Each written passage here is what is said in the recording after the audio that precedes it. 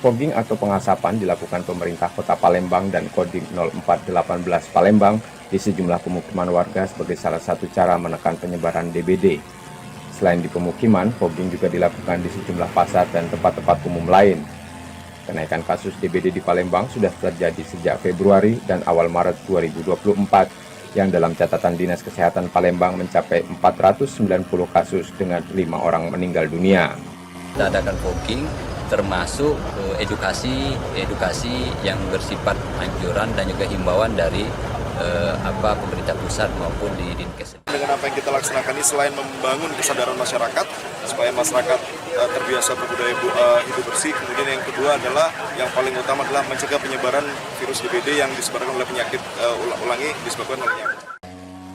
Selain fogging, Pemkot dan Kodim Palembang juga melakukan sosialisasi tentang hidup bersih dengan menguras dan menutup penampungan air serta mendaur ulang barang yang berpotensi tempat berkembangnya nyamuk.